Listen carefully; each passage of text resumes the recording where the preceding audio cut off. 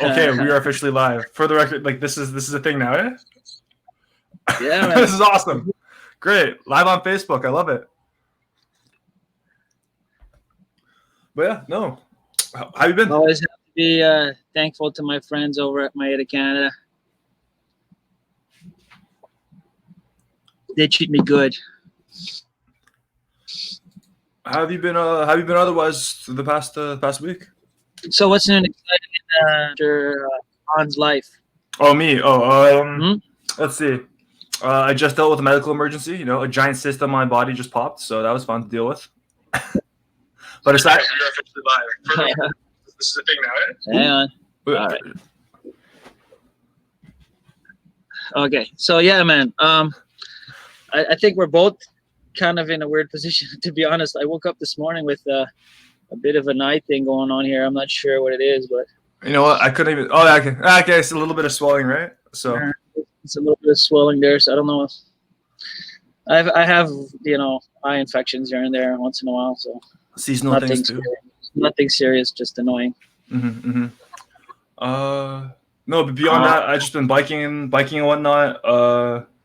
Getting my channel, like just getting some old stuff out of the archives. There's some fun videos I'm re-releasing that I made in the before. That it's gonna be fun. Keep an eye out.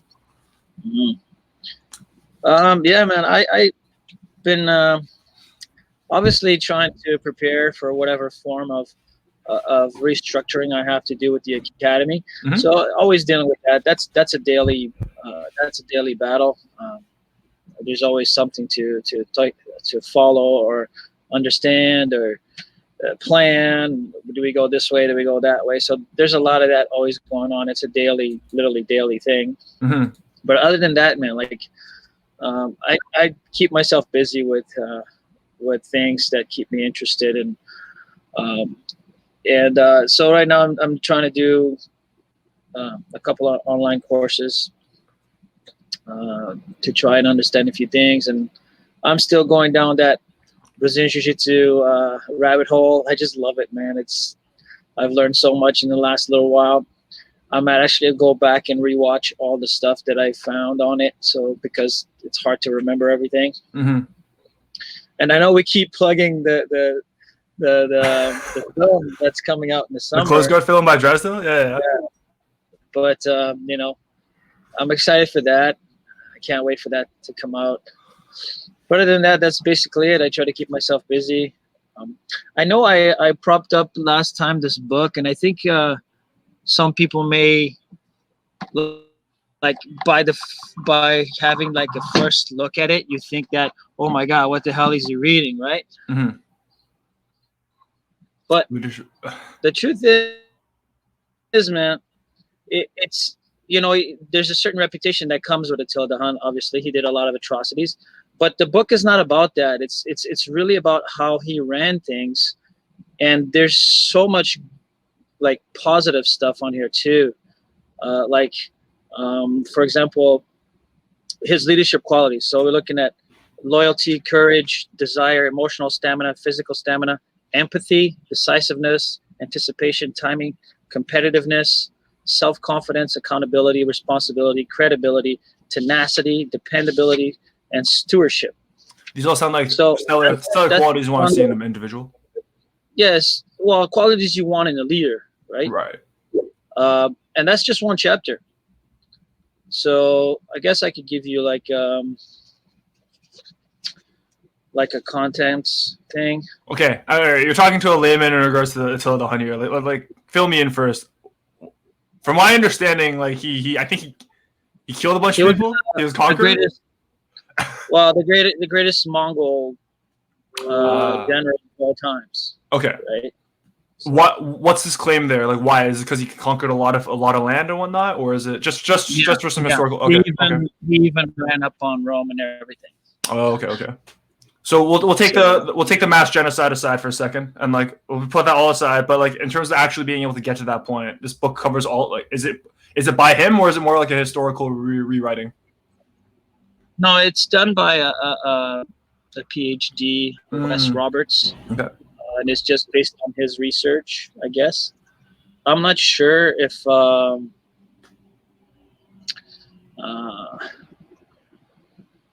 whatchamacallit. I'm not sure if any of this was written down by Attila himself, but I guess there's got to be some kind of records going down. But it's very interesting. Old, yeah. For sure. Yeah, there's some. Again, I'm not. It's one of those things like, okay, I'm reading this book for the leadership qualities, not for like. I think he was known for doing some atrocities as well. So, but you got to put it into context, right? Like the time, the history, the period. So a lot of war was not a pretty thing back then. Not that it's a pretty thing, No. So I'm trying to see if some stuff works. Hey, look at that. Mr. Frias with a nice comment. Leadership is leadership. It's good to see you, Crystal. See if this yeah. Do you? So I mean, yeah. It's a good book so far. I haven't quite finished it yet. I have a couple of other books I want to try and get into, but I struggle with reading. I didn't used to, but it's gotten a little bit more difficult through the years. Is it like a attention thing? Like I have a hard time sitting down just like reading a solid chunk of a book, or is it more just like what do you find got harder? I think I'm gonna be like blatantly honest and say I think a lot of it has to do with the amount of time we spend on our cell phones. Okay. And there's been studies where they've proven that like the addiction is just as bad as say alcohol or drugs. Oh. That we are highly addicted to our phones, and because everything is so quick, I think our attention spans are like getting shorter and shorter. So I find when I go back to a book, I struggle to read through like a page because I'm like, okay, can we get to the next page, right? So you want to. It's such a slower process in comparison that I struggle with it. You know what I mean? I don't know. Have you given audiobooks a shot? That was a game changer for me when I found them. Audiobooks. I do like audiobooks. I find it was easier for me to do that when I was driving my kids to school in the morning, and that's why I don't listen to like radio stations or anything like that. Occasionally I will, just to see if there's anything new of interest, but as far as music goes. But for the most part, I listen to podcasts or to like BJJ podcasts or books of some sort, audiobooks. I don't have any on right now, but I think I made it a point to try and actually read a physical book, right? So. Because I think it's important. I think there's something special about holding the book in your hand and going through it and all that. So I'm trying to get back to that a little bit. There's definitely something about holding. I don't know. The physical medium of being able to write things down is a big thing for me. So I don't know. I like making notes in my books here and there. But I want to touch back on BJJ podcast for a second. All my thoughts and notes are written down first, and then if I have to progress them into my computer, then I will. But most of it is just I write notes all the time. I like this one, so I'm gonna pull it up. Where is it?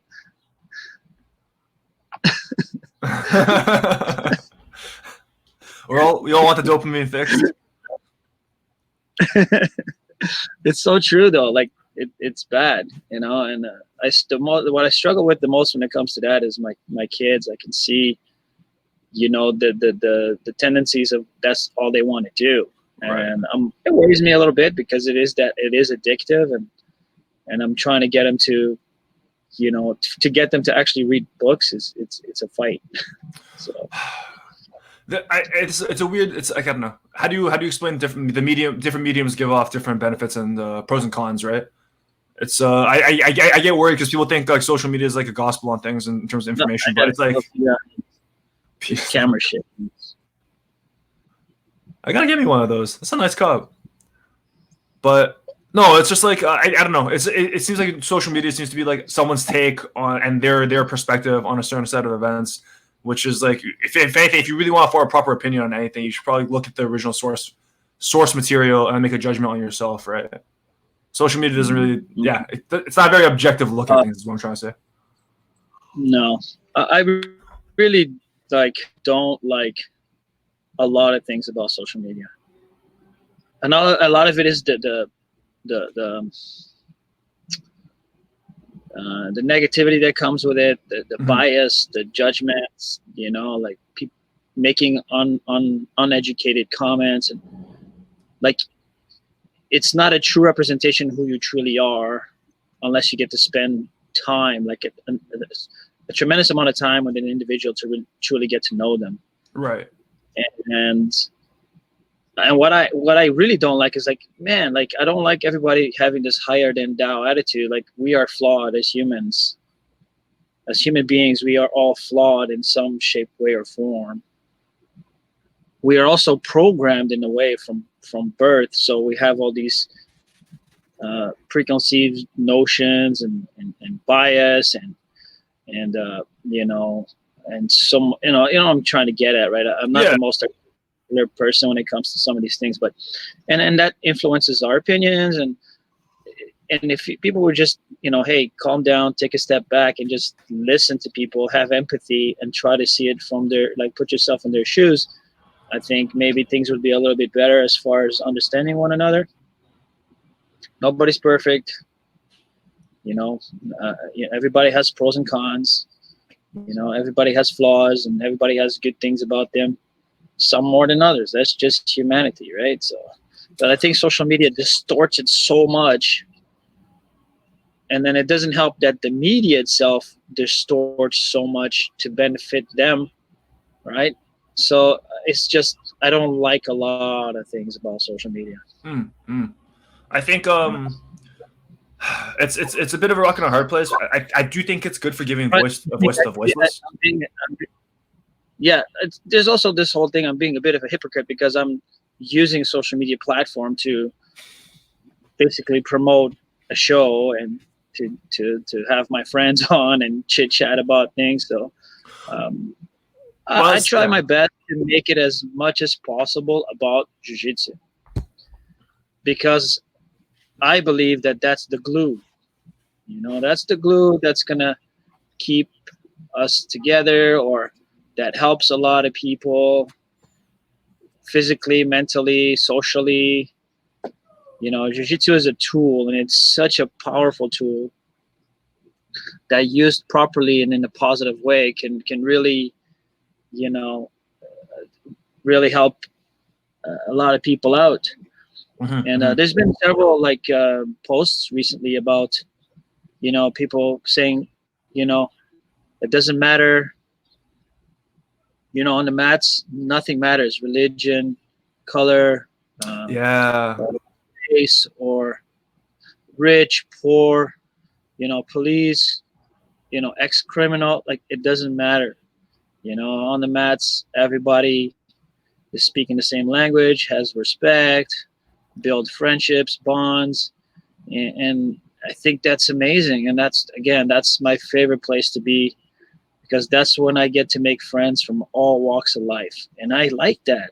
I like meeting people from everywhere and having different views and different opinions. If we were all the same, it would be pretty boring, right? No, I agree. I think it's what makes humanity, the positive thing about humanity is that we're different, So I don't know. I think one of my favorite it was a couple years ago, but a training partner I had, I've known him for a long time. We didn't really know each other on a personal basis, but it was just, he was a good training partner. And then one day he gave me a ride home back before I had a car and everything. And then I was actually blown away when I found out he was really fucking loaded, really loaded. And I was like, but he was so down to earth. And if it wasn't for the fact that I'm involved in the sport and we trained really hard all together, help prop each other up, we would have never that relationship wouldn't be there, right? But it's like whoa, it's like he's actually a really cool guy. It's just you get to see different walks of life. I would have never imagined I would have never seen that lifestyle versus other things, right? You're right, but it's funny because you're saying that, because I was like I said, I'm doing some stuff online that I'm looking into, and one of the topics of discussion was preconceived biases. A lot of us have these preconceived biases about people, and that's wrong. Again, it's that pre-programming, like from early on, people around you and how they influence you, and influence your opinions, and even subconsciously you don't think about it. It's just in there, right? And you end up with these preconceived biases about people, and you got to really try not to do that. It's hard, I guess, but if you want to really know someone, talk to them. Right? Oh, 100%. Have a 100%. conversation.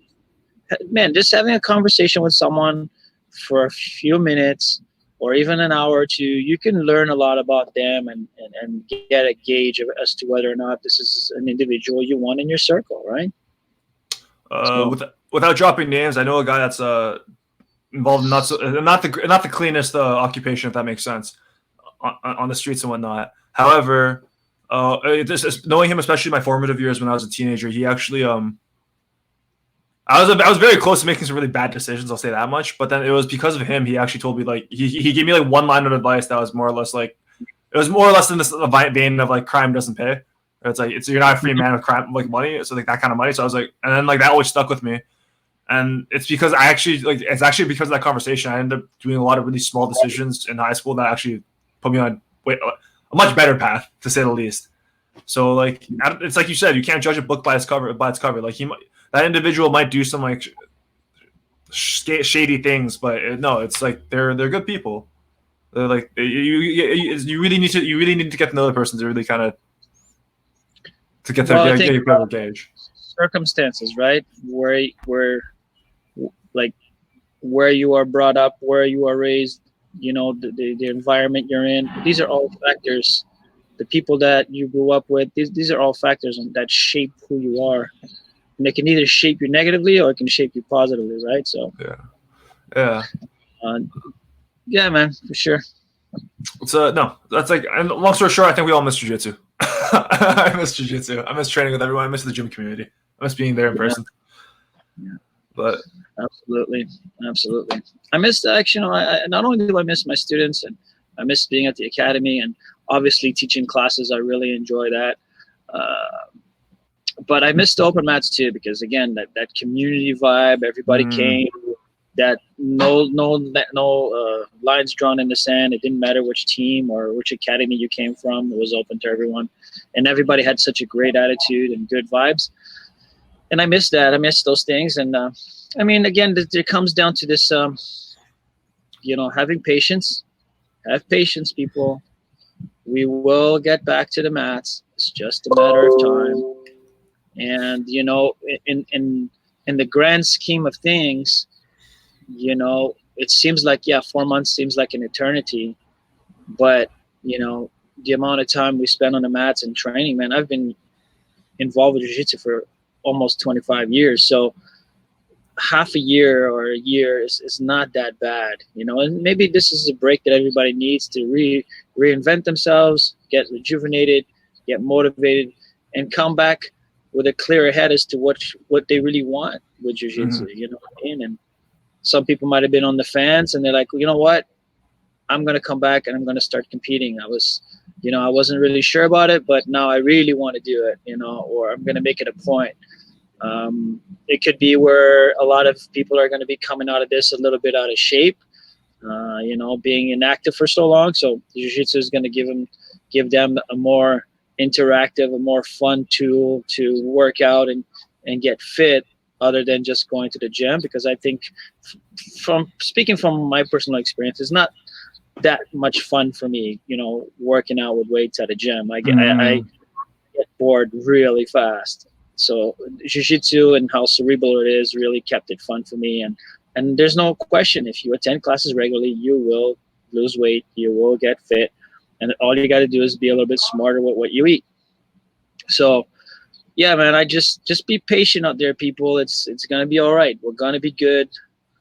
Even if it doesn't happen until like the fall or whatever, just hang in there. Hey, we got 2 months of beautiful weather coming our way.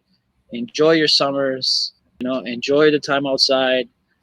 Just be glad that we're not having this in the dead center of winter, because that would suck even more. So Just enjoy the weather, and enjoy the next couple months, and then hopefully we'll all be good to go come the fall, and then let's go. let's get to the races and get back to normal, right? I'm enjoying I'm really trying to take advantage of the weather right now just by cycling as much as I can. Drive out to Markham, Kennedy Road, lots of like just unpaved 10 kilometers straight, sprint as hard as you can on the bike. It's a good feeling. If this is winter, I'd be a lot more scared. Well, I mean, to be bluntly honest, I'm not like shy or anything like that, but I'm a little bit overweight right now, and my knees are bugging me. Mm-hmm. You know, I've had a minor issue with my right knee. I tried biking, and it's just my knees hurt. So what I've been doing is just been walking a lot, walking, lots of walking. Like when I do the Zoom classes, I walk to the academy, I walk back.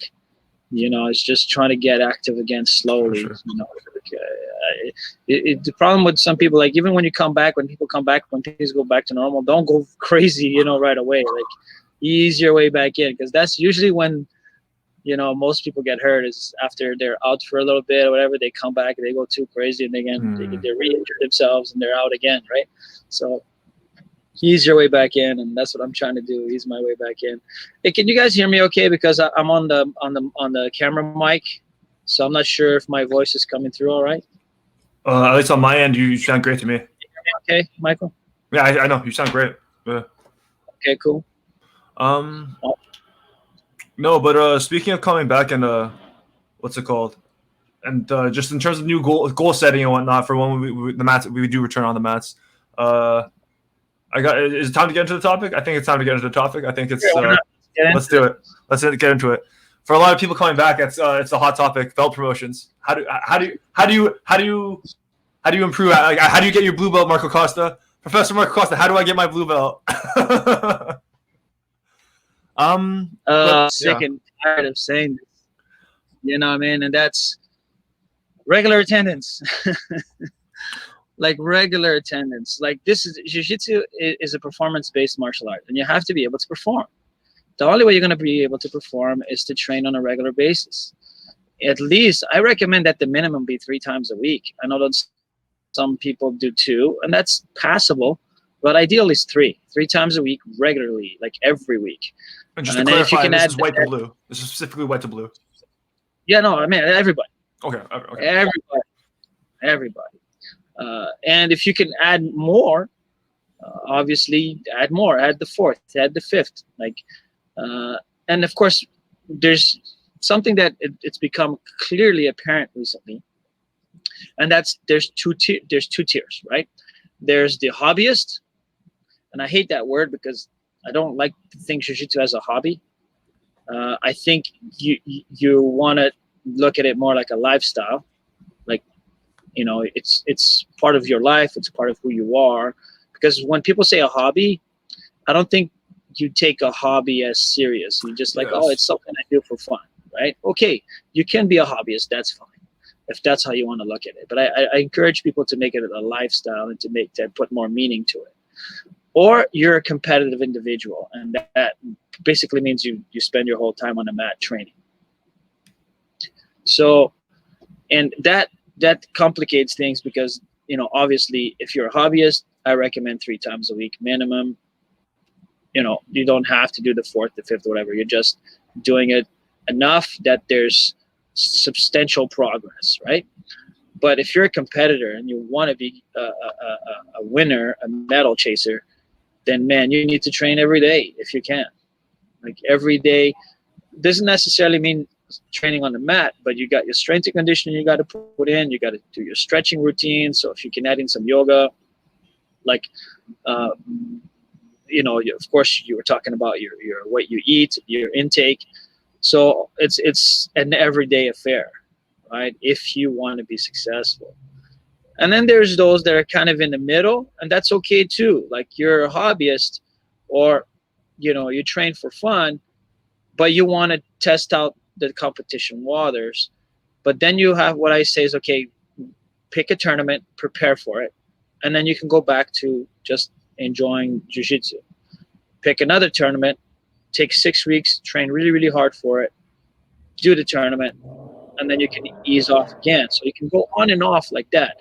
But the truth is that I would only recommend that for individuals who want to compete in local tournaments. that the world level, so going to IBJJF Worlds or World Masters, PANs, like all the big Abu Dhabi pros, if you, this is going to ruffle some feathers, but man, as a hobbyist, you're just going to get your butt kicked. You know, the level is so high now. The level is so high now at those tournaments that you can't just wing it anymore. You can't just like, oh, I'm going to train casually and then go because I can afford to go. No. It's a waste of time at that point, I would imagine. Yes.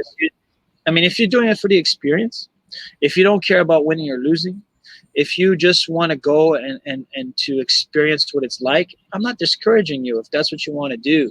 But just really keep in mind that it's a much higher level of commitment by a lot of these individuals, and your chances of podium are like slim to none, right? And that's where jiu-jitsu is at competitively. It's every year the bar gets higher and higher, and if you want to be successful at those international tournaments, just like judo, right? Just like taekwondo, just like any other combat sport that's been around for a while. The average, you'll never see an average guy go to any international judo tournament. They'll get demoed, man. They're gonna get toasted hard.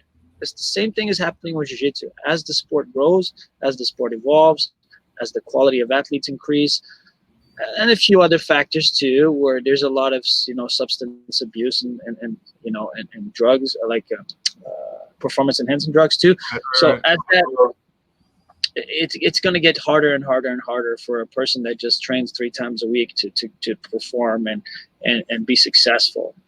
You'll really have to like be a full-timer. Right? So as a professor, then how do you like? So in terms of like bringing this back, like it really seems like you differentiate the hobbyist and like the competitor in terms of in terms of your belt promotions and whatnot. I guess for specifically dining on you, what are the standards different? How do you judge that? It's been like super difficult to make people understand that, and I think a lot of it has to do is just people are emotional and sometimes illogical, and they're like they want to be treated the same, right? Yeah. And everybody thinks that everybody should be treated the same or have the same standards, and that's not really fair on the mats. No. You know, yes, I have a hobbyist standard.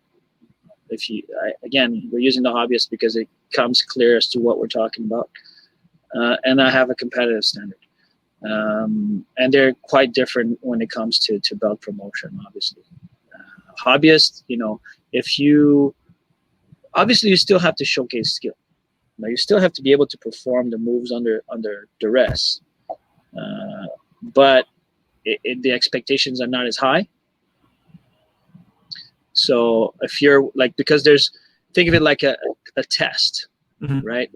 Like any type of exam, you have like, a C is a pass, right? Yeah. A B is a pass, an A is a pass. But if you want to get to the if you want to get the highest education, the only way to get that highest education, or the only way to get that, say when you get the money or whatever, when you get scholarships or whatever, right? So if you want to get that scholarship, you need straight A's, right?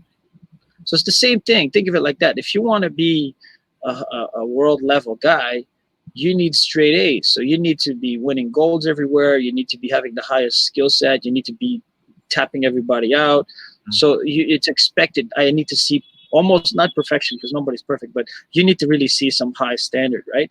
Where the hobbyist, if they get a C, it's a pass. You get your belt, right? It's still a pass. I don't know if that makes sense. Well, that makes a lot of sense. It's just like a harsh reality for it's a bit of a harsh reality for me and a lot of other people. It's just like a lot of people. You're not going to get You're not going to get A's unless you really study your craft, right? Yeah. So you really spend your full time on your craft. So, I mean, if you show up 3 times a week, and here's the thing, like, there's no magic, right? So if you are consistent every week with your training, you will acquire the skills and you will acquire the belt. Right? If you put in more time, then you may acquire those belts sooner. even as a hobbyist. Like, say I don't want to compete, but I train 5 times a week. Oh man, like, you know, you're going to get good fast, right? Like, it's just, you're just putting more time in, it just makes more sense. Yeah, just the more time you spend, the better you're going to get. There's no question. It's that's how the mats work. That's how jiu-jitsu works. I think this is a really interesting distinction then. But there's also the whole like competitive training versus regular training as well. Like, there's this higher pressure cooker type mentality. You know, the training is way more intense, and I think the average person just can't handle that kind of intensity and that kind of pressure day in and day out. You know, and the thing is, what people really have to just get through their heads, that there's nothing wrong with just enjoying jiu-jitsu, having fun, getting your belt, promoting, moving along. There's so many layers to it too, like your relationships with your professors, your relationships with your training partners, like, you know, all of that reflects on whether or not you get the belt, you know, in some level, some shape, way, or form. So if you're a good student, a good training partner, and committed to the program, like that, all of that helps in the decision making, you know. But again, it's just the standard of training. Like, I like to use other combat sports as examples, right? So when there's a big difference between going to your jiu-jitsu academy, or let's say we use judo as an example because I know a little bit about judo. So your judo academy, the standard there, right, is way different if you go to the national training center, which the national team is training for, like the Olympics, for example, right? There's no way that an average person who trains as a hobbyist in a judo academy will ever, like, you have to win things. You have to win national championships and have qualifiers and stuff to make the national team to train at the national training center. And the level is so high that the average person would just not gonna have fun over there. And I think that's what's happening with jiu-jitsu as well, right? Like I said, as the standards increase, as the level increases in the evolution of the sport, then it's going to get harder and harder to compete. And you're going to have, you know, these elite level individuals, and there's nothing wrong with that. I think that what my mindset, if I'm an individual that I can't invest the time to be an elite competitor, right? But why can't you have a different role as a supporting role? Why can't you be a supporting role where, you know, you help, say if you have an individual in your academy who has potential and is doing really good, why don't you help him out? You know, like offer to be a training partner for his drills, not to roll, but to be a dummy for drilling. Offer to maybe help him a little bit with compensation, like, hey, I'll cover your tournament this week, right? So you can do a lot for the people, those individuals, in a supporting role. And I think that gets forgotten. I think a lot of the times it never gets spoken about, where, you know, it's a community environment.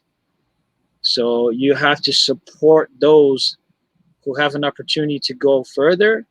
Like, why wouldn't you? Why wouldn't you do that? Like, yeah, as opposed to just out of envy, right?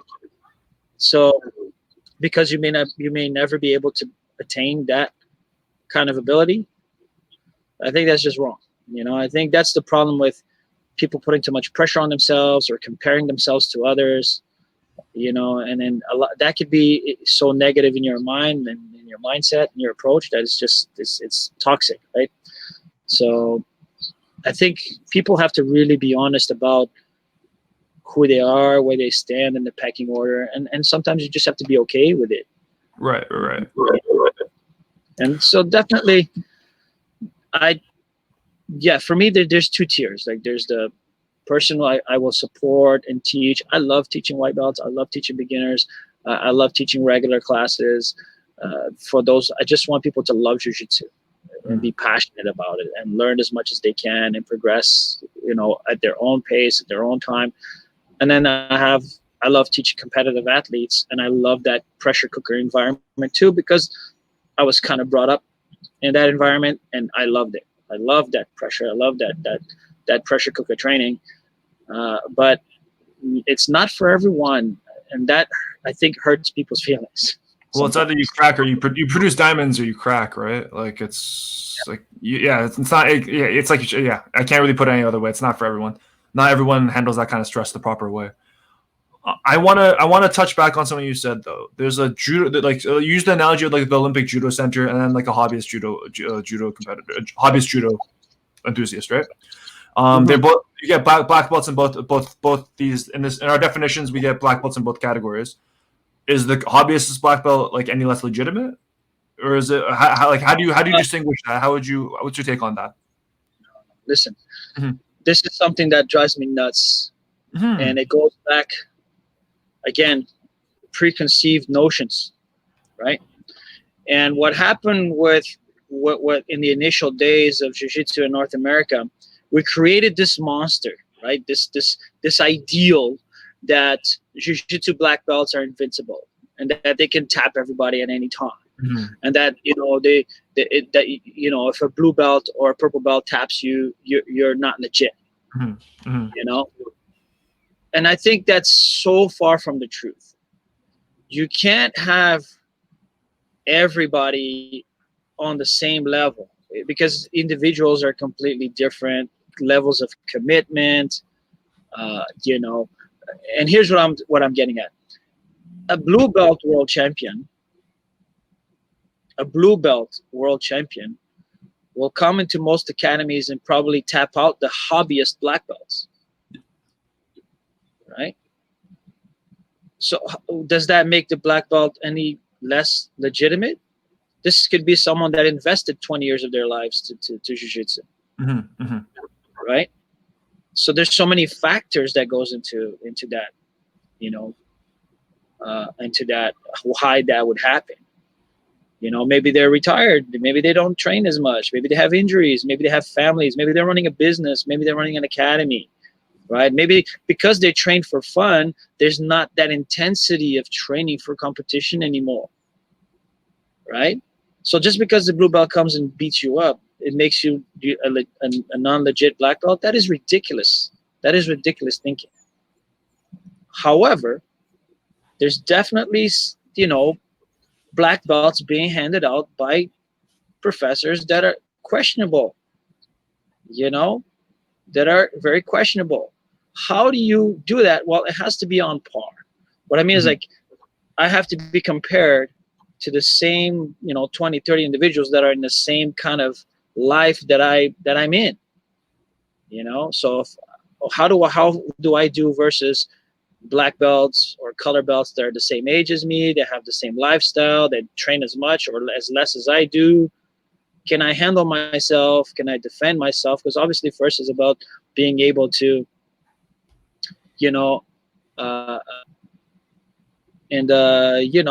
kind of see where you can really test yourself. And that's, defense is always like where I check. Man, as long as you can defend yourself and you're not getting caught, you're not getting tapped 500 times, okay, then there's obviously some skill there, because in my mind, the hardest skill to develop is good defensive skills. Right? So if you have good defensive skills, that means you've been on the mat for a while.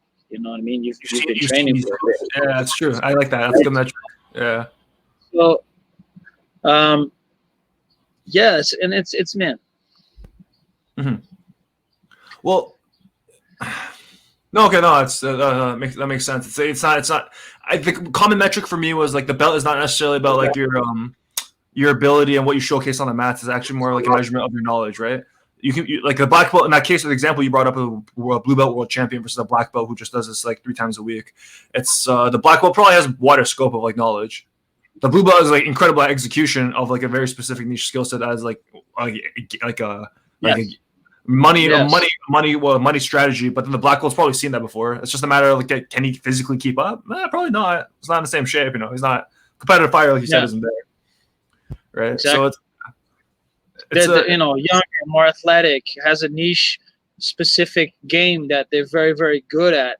That that can cause a lot of average. I hate that word average, but like the not as committed to competing black belt, right? Mhm. Does that make you less? No, man, it doesn't make you less deserving of the belt.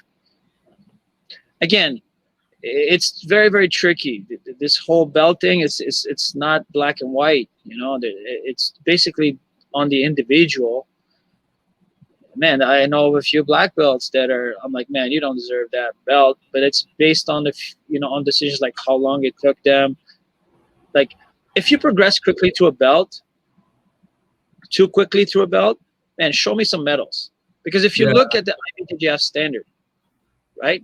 With the IBJJF standard, you can get a black belt within 6 years, Okay. right? If you followed it strictly, we all know there's been some people that have gotten quicker based on winning world championships. But within 6 years, you can probably get a black belt with the IBJJF standard. But the IBJJF standard is a competitive standard. That means, okay, if I win gold this year in my division, I can be bumped up. But maybe I'm only on that belt for a year and a half, right? But because if I won the worlds or I'm the highest athlete of that category, okay, I get bumped up to the next belt, right? Where for me, in my standard, for just the person that practices jiu-jitsu for the love of jiu-jitsu and doesn't compete as much, it's a minimum 8.5 year endeavor. You know what I mean? It's 8.5 years. I want to see you on training and being involved with jiu-jitsu for a minimum 8.5 years before you get a black belt, right? Can you speak on the IBJJF standard though? Like, I didn't realize you couldn't. They have a bit of there's defined criteria. So from white to blue, there's no minimum. Like you can go to blue in a year and a half, 2 years. Like there's no minimum, but you have to be 2 years in blue, a year and a half in purple, and 1 year in brown. So 1 year, you can just be 1 year in brown belt, like 1 year brown, and next year black. Yeah. Right? Okay. So. Oh, is that it? It's just a time definition. That's all they want, or is there like a medal criteria too?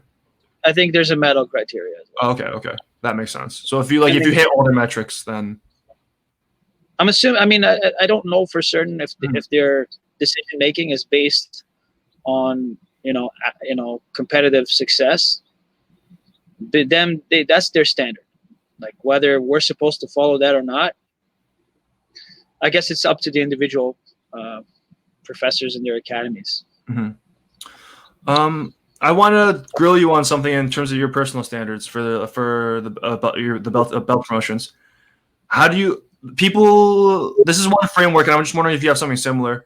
People always define like there's a big step between white to blue, blue to purple, purple to brown, brown to black, but each phase is supposed to be like where you learn something specific about jiu-jitsu, if that makes sense.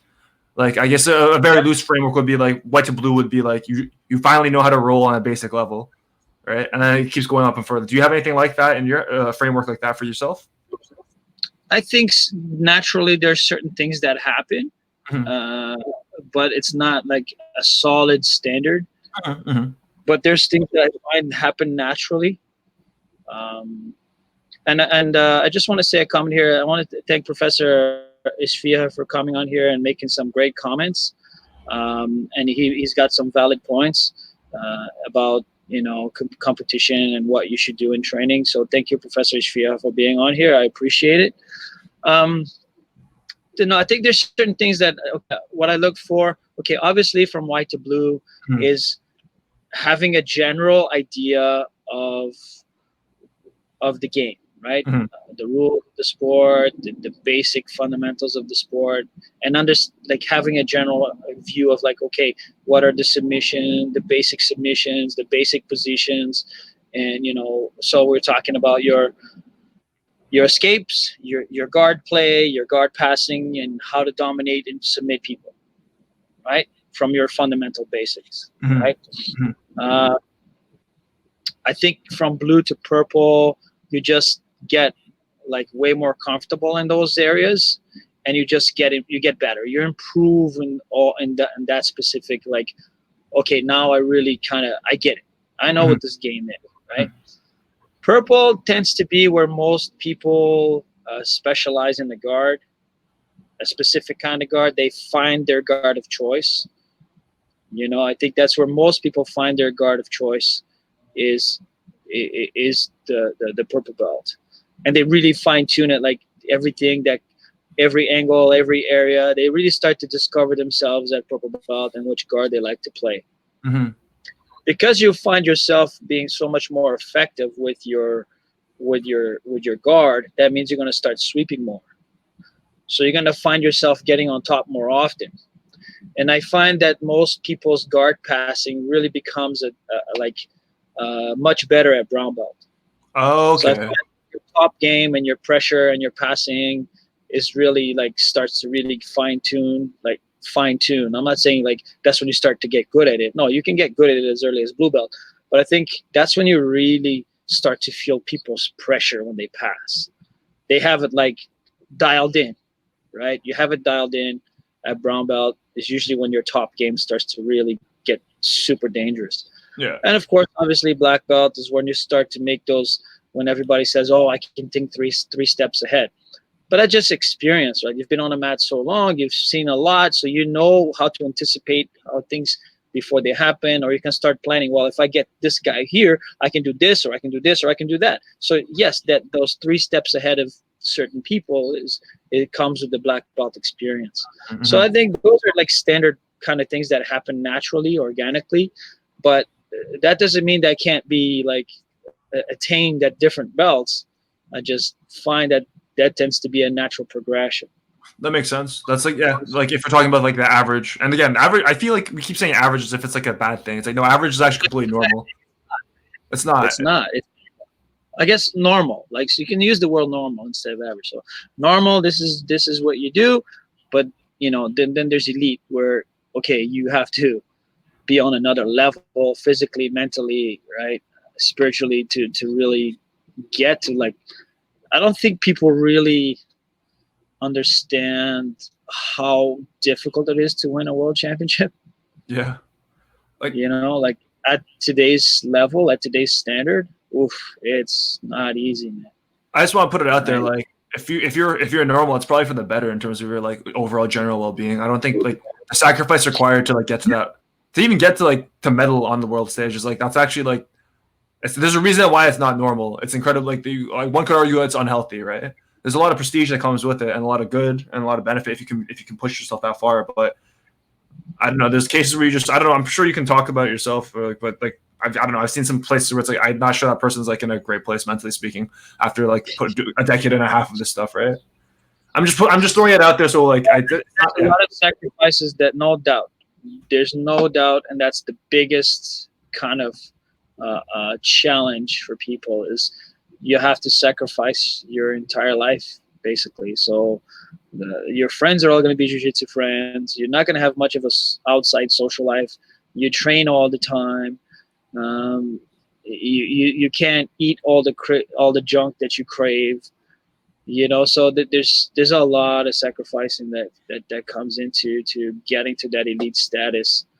You basically eat, sleep, and train. So yeah, so there's also, of course, obviously the other freedoms of not being a full-time competitor, right? So, and I mean, I think the biggest challenge I find with Canadians and in Canada is that your competitive window is going to be very small.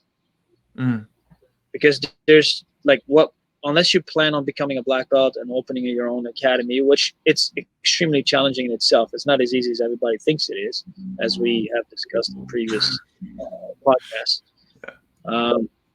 So it's a small window that you can really push, but then eventually you're going to have to like get your career going, which could be something completely different than jiu-jitsu, right? So once you get your career going, it's really, really hard to stay at that standard of excellence, because now you're juggling your time with your job, maybe potentially family, you know, eventually kids.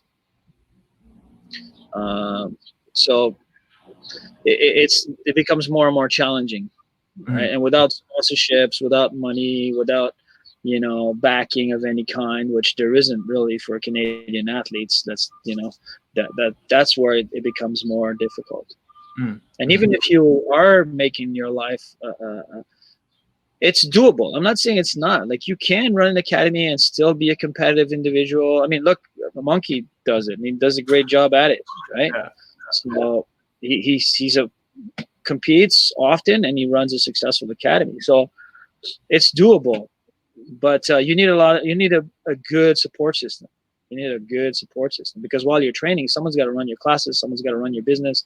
Like, if you don't have that, if you're juggling you're juggling a business, family, and training and competing, oof, that's It's not hard. impossible.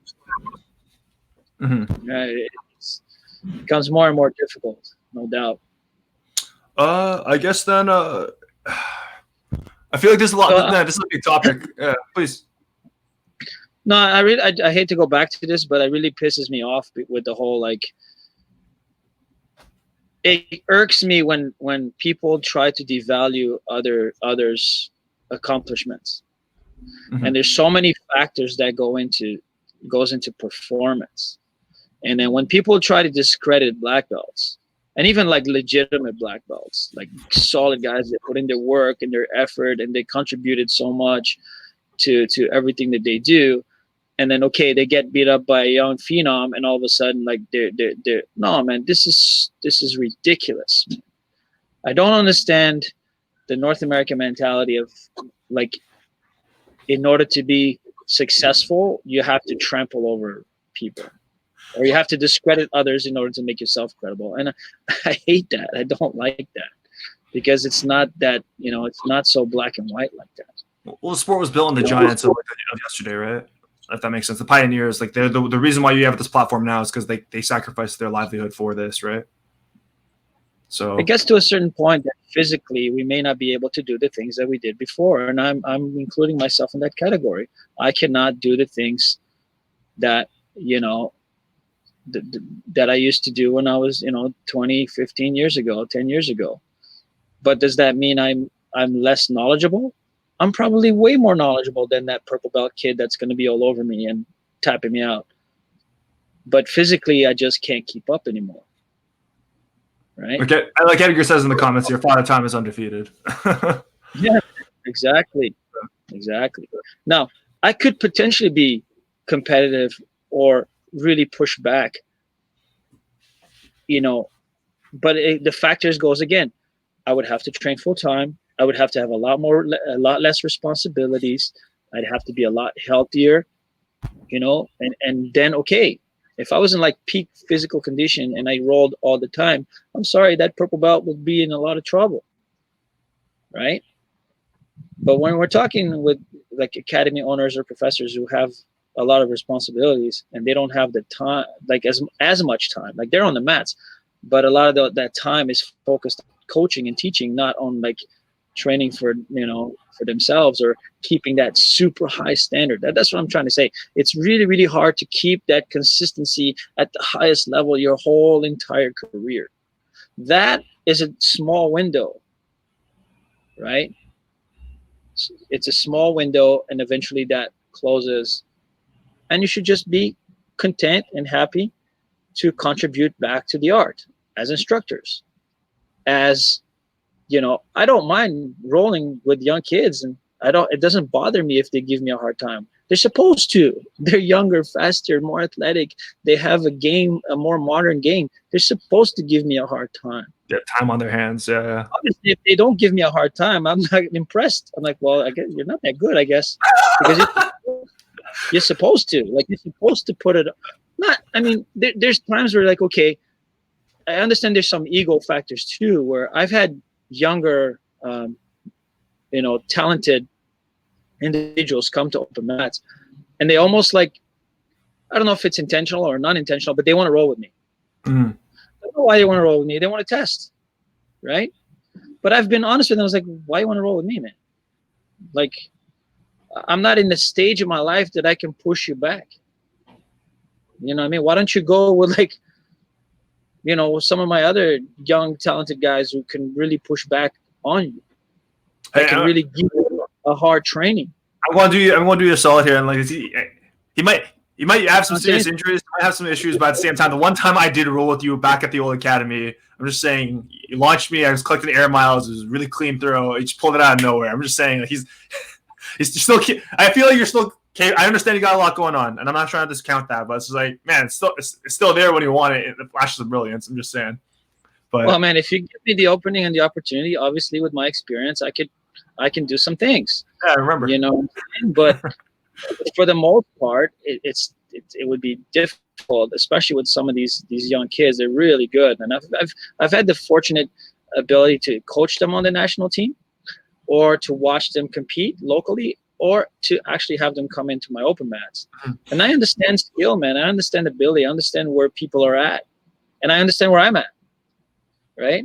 So it's all like perception, and for me, it's like, what does that do you? Like, okay, so you tap me out, the 4th degree black belt has been around forever. So what? What does that do for your career? Nothing. Go win the world championships. Okay, then you impress me. Now you're a badass. Now you're legit, right? You beating up on a 46-year-old black belt who hasn't competed in 15 years is not like a true test for you. It's not a feather in your cap, man. Right? Well, prove it with other people that are trying to prove the same thing, right? No, like stick to your wheelhouse. Honestly, it's like that's where the proving grounds is, right? Actual like competition with guys your age and your same experience level. Exactly. That's why Masters were created. That's why the World Masters were set up by the IBJJF. So the older guys have a more fair, competitive environment. Oh, you get older. You know, because I'm sorry, if I'm 39, 40, there's only a few exceptions to those rules. It's not the majority. It's a minority that can still compete with the young guns, even though they're like in their mid-30s, close to their 40s. That's a minority. The majority just cannot. Mm. But they still want to compete, and they still want to have a competitive environment where it's close. And I love Masters. I think it was the greatest idea of the IBJJF. One because cha-ching, man. Cha-ching, more money, right? Like more divisions, more tournaments. Like the World Masters is one of their largest tournaments every year. 4,000 to 6,000 competitors is a lot of like cha-ching, right? But also is great for all these competitive guys out there that just love to compete no matter what age they are, and then they want to go out there and have some fun, and it's great. I think Masters is amazing. I've gone so many years. You know, Professor Aviato, as you all know, my student has had tremendous success, among others in the BO4 team has had success of Masters and medal of Masters. So many of them, so we're pretty fortunate with that. I mean, it just gives people an opportunity to succeed and do well in a competitive environment where you're not just going there and getting your butt kicked in the first round. Mm-hmm. Like someone who's like bigger, stronger, younger, hungrier, right? I want to rope this back into just like promotions, because we've gone into a bit of a tangent about like standards, which is important. And I just want to say, if we cut off here, because I'm not sure if this platform, if there's a time limit or not. So if we cut off here at the 1 hour mark, it's, again, we're new to this. I'm not really sure if that's a thing. If it is a thing, no worries. We'll be back again next Thursday. Just like I guess the fast track here across all belts, it really just seems like the honest God truth is and please chime in if I'm missing something. Honestly, attendance and actual objective improvement on the mats. Is that fair to say? In terms of belt promotions. Repeat your question for a second. I got distracted trying to read one of the comments. In regards to belt promotions, the big two common honest to God simple truths here. It's like there's no secret ingredient. It's just, honestly, just for you, it's seeing mat time, actual attendance, and then just seeing tangible improvement. Simple as that. That's it. Anything else you throw in there, just like the fast track. I do have like a standard time as well, right? I do have you got to have that. So you can't just throw it up in the air and have it up in the air, right? You got to have a timestamp so students have attained goals, or they have okay, it's going to take me this much, and so on and so on. I think it's just more for the students, but that could change. Like, it could be sooner, it could be later, right? It all depends. But it's nice to have a standard in your academy of time, a timestamp, and I do have that. Okay, so that's and then obviously if they're just absolutely wrecking it on the local circuit, I'm sure that actually helps build a case. It doesn't necessarily it's Absolutely. not guaranteed. Okay. So if you have a 1-year blue belt and you win 10 tournaments in a row, well, man, I'm not keeping you at blue belt. So I have a 2-year standard, or I have a 2-year standard for blue belt. I'm not going to keep you at blue belt. I'm going to bump you up to purple because obviously if you're winning that many tournaments, like you're way beyond the skill set of the individuals. So you got to go and test yourself in deeper waters. Mm-hmm. Otherwise, we hit the and Edgar, to answer your friend from an earlier comment that you asked, absolutely yes, COVID affects your whether or not you get a belt this year. The answer was probably going to be no, because you're sitting on your couch and not training. I guess, but it's affecting everyone, right? It's affecting everybody. Oh, that's not true, man. There are we know there are black market open mats out there. People are still training. Yeah, rolling and technique acquisition are two different things. That's true. That's a different training. Class environment is completely different than rolling. Right? Yes, you can get better with rolling, but there's still a learning aspect to it, right?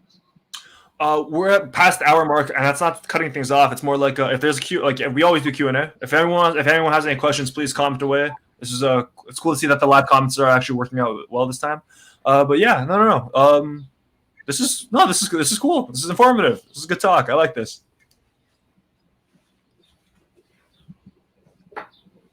Yeah. Any questions, anyone? Now's the time to. Any questions in regards to belts or rankings? Well, one thing we didn't discuss that does happen a lot in IBJJF as well in competition is the whole sandbagging idea, and that happens a lot when it comes to IBJJF. So you see, like there's obviously the idea where, okay, if you win the worlds and you've only been at that belt 1 year or 2, okay, you get bumped up, but that's because you won, like you got the gold. But there's also where a lot of I know 4-year blue belts, 4-year purple belts.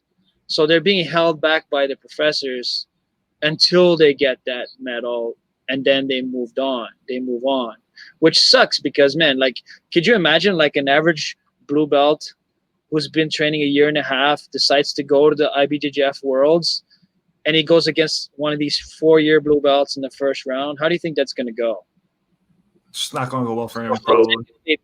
Technically, this is a purple belt level individual, close to brown, competing in the blue belt division. So it does happen. It is part of the game. All professors are guilty of doing that. But that's the only way. If you want your guys to be competitive, you have no choice. You can't expect a 4-year purple belt who's never competed at the world level to go and do well. They have to be an exceptional individual, which we all know that the world's full of exceptional individuals. So, yes, Edgar, the time marker that I used is a guideline. It's not set in stone.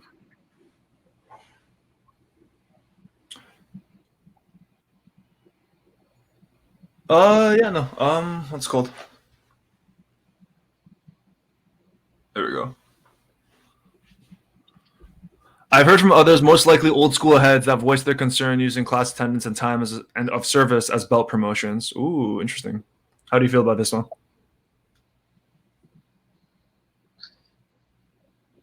It does happen. I mean, listen, Edgar, it is kind of part for the course. It's par for the course. I mean, here's the reasoning behind that is because, some people, no matter how hard they try, no matter how often they train, and they're only going to reach a certain level, right, of capability.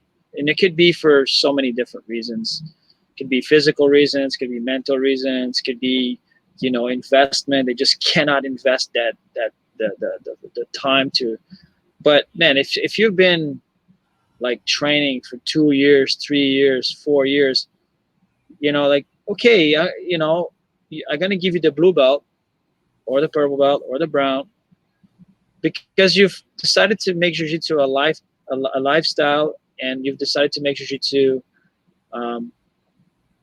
something that you're passionate about. And again, there's so many other factors that go into that decision making, who you are as an individual, how much,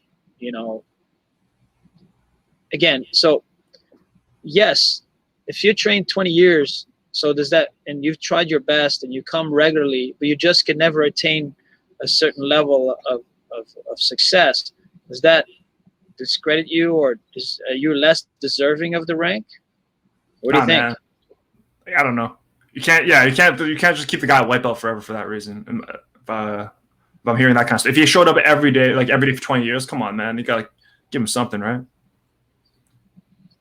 I say thank you again to Professor Mario Spira. It's good to hear from you, my friend. I got a question for you, actually. What? Say you get someone, I don't know. Comments here. Anybody else asking anything?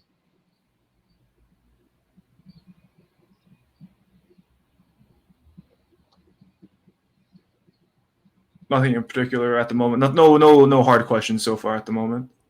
I again, Edgar is a great person to have on the chat. He always asks some good questions, some silly questions sometimes, but he's got. You're right. There is a fear that jiu-jitsu will get watered down like some of the other martial arts, and it is happening on some levels. And I always say this I've had conversations about this with so many other professors, and I think we talked about this on the Big Grapple podcast we did, where you can't control those people, man. You can't control other people if they want to water down, and if they want to make their academies that kind of academy, belt factory, whatever, that's on them. I'm not worried about that at all. Like, I focus on my work and my standard, and that's what matters. You gotta really just take a look at what your work and what you're doing. I'm not worried about what others are doing in their work. The worst thing that's gonna the only thing about jiu-jitsu that's really apparent is that if these individuals go to compete, they're not gonna do well, right? They're probably gonna be fodder for some of my athletes, and eventually they're gonna figure out whether they either want to stay there or they're gonna actually go find a more reputable academy to train at, or to just quit jiu-jitsu, which is sad. But what I'm going to say is that I'm not going to hate on some of these academies that are more self-defense based or self-defense focused. I will not discredit them. I will not hate on them. That is their choice to focus, because jiu-jitsu, remember, is a tree with lots of branches. If that's what you want, same thing where I'm not going to hate on no-gi only schools, right? Just focus on no-gi. I don't hate on them. I don't discredit them. That's just their choice of what they want to focus on. And if it resonates with students and they're happy and they're progressing, and even with self-defense, if the students are showing real skill and real ability within the self-defense realm, obviously they're going to go through the belts. They may not have the same in-depth understanding of the modern game.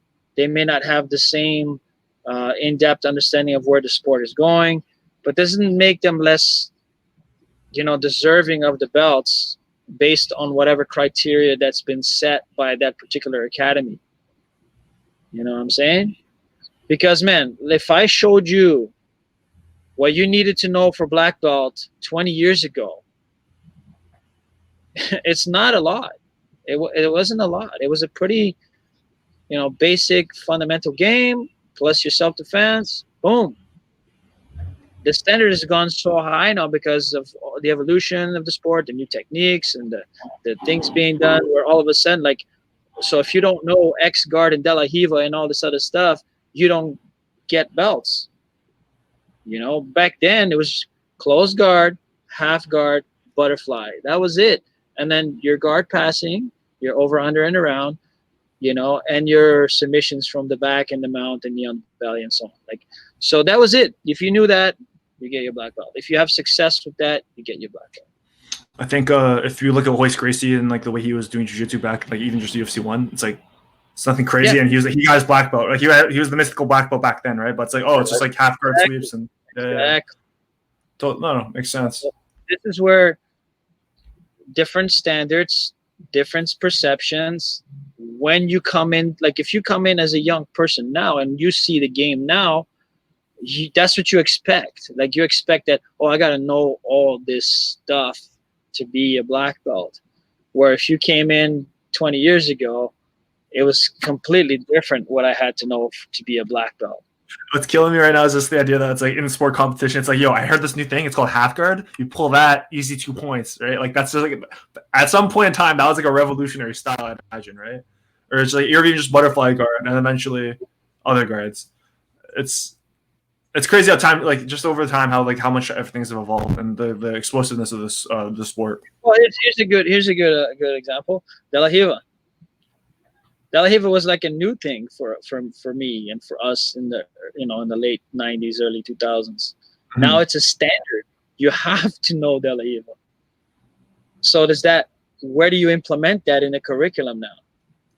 Should that be white belt? Should that be blue belt? If you're setting up a curriculum, where does that fit in? Right? Is it a fundamental? So does it go in your white to blue belt curriculum? Or does it go into like a purple or brown belt because it's a newer, kind of approach? It's not new anymore, but you know what I'm saying? But that's the thing. It's like the baseline keeps going up. And every time there's an evolution, or something new comes into the game and changes things, do you implement it into the curriculum? Where does it go? So where does all the lapel stuff go? The worm guards and the lapel guards, and where does that all go? So now you're going to have a curriculum that's going to be 100 pages long, right? And I don't think that should be the case. I can't be every time something new comes implemented to a curriculum. Like I think that they're just like judo. Judo has had the same curriculum set in stone from white to black ever since it started. Like 52 throws or something? It's like there's a specific number of throws that they have like written down, right? I believe it's 64. 64. Mm. But they're not all allowed in international competitions, right? So they can't attack the legs. They've changed the rules so many times. The thing is, the rules changes, but the curriculum has pretty much stayed the same, I think, for like forever. At least it's standardized. Jiu-Jitsu doesn't have that. It doesn't have an international standard curriculum. Every professor, creates their own curriculums. Everyone's kind of just shrugging. They just kind of throw it out there. Yeah, but I think what I try to do is I try to focus a lot on certain things that what really differentiates us from other arts. So the guard, right? So the closed guard is a big part of my fundamental classes, and what I teach from white to blue, and even blue, even in blue, there's still a lot of closed guard stuff. And I try to make people understand the 4 areas of guard and how you should understand what those mean. But then it's up to you to specialize on any of this modern stuff, right? If you have a basic understanding of the area, then you can specialize in that particular area or any guards that come from that. So for example, here's the 4 areas of guard as I see them: closed guard, half guard, open guard, and seated. Ooh, okay. Right? So these are the 4 areas. Every guard you can think of is going to fall into one of these areas. So it's either some form of closed guard, some form of open guard. Obviously, open guard is the more diverse. It's got the most that goes into. But if you understand like you're going to have to specialize in one open guard. It doesn't mean you need to know every single open guard, right? But you're eventually going to gravitate to one thing. My job is to introduce the guards, especially in the competition class. I'll introduce the worm guard. I'll introduce that guard. I'll introduce this guard. And it's up to you to, if you really want to delve into it, it's on you. You got to do your own, with my assistance, with my help, but you're going to have to put that extra energy into it, right? Half guard, obviously, many variables of half guard. But you teach the traditional basic understanding of half guard. It's just me with, locking into one leg, right? And being on my side, and then some kind of upper body control, right? And then you have your seated guards, like a butterfly is a seated guard, a leg hug is a seated guard, or just a complete disengagement where I'm seated and you're standing in front of me, right? So basically I'm sitting on my butt with an upright posture, right? So those are the 4 areas. I make you understand those 4 areas. I teach you the basic guard that comes from that area, and then that's part of the curriculum. But all these other new things that come in, I just introduce them. I share them with the competition class, and so they have an understanding of what they are. And if they want to flow with it, great. I have plenty of content to give you for each guard, right? So again, that comes into that idea that people specialize eventually, and they're going to gravitate to certain things, and that's what you're going to be good at for most of your jiu-jitsu career. You'll play another guard, you'll try other things, but there's always going to be that 1 or 2 that you've had success with, and it's kind of like what you're always going to fall back to.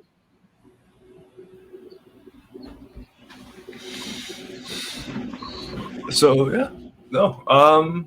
This brings us to the question of like who, I don't know.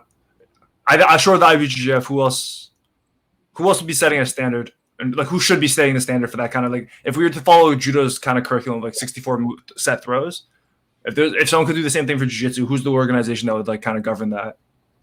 Well, I mean, if we go with the largest entity, that's the thing. Like, there are other federations and organizations that promote jiu-jitsu. But if I have to put it on someone's shoulders, it would be the IBJJF, because they're the largest, right? Mm-hmm. The IBJJF should get together with all the masters, like the older masters, along with some of the younger generation as well, and then have some kind of conference in Vegas, bring everybody to a big giant conference room and exchange ideas, right? And put out like a few thousand things up there, and then by process of elimination, right? Okay, what should go into white to blue? Okay, what should go into blue to purple, and so on. And then but the problem is it's a lot of work and funding, and you'd have to pay to make this happen. Benefit would you really see at the end of the day? I think it'd be a good thing to have an international standardized curriculum, and then individual professors can kind of tweak it here and there, and how they see it. Flavor to their preference. And the other thing is, okay, the IBJJF clearly being a competitive entity, a competitive organization, where does self-defense fall in?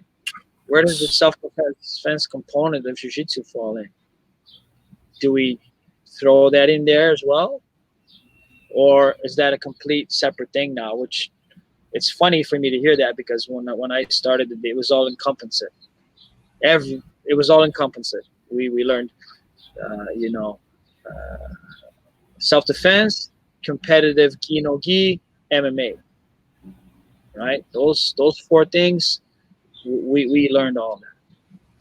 So, but because of the sport going more and more and more and more towards specialization, I understand where this mentality goes. Well, if I'm a high level competitor and I want to win golds, I can't be wasting my time learning self-defense.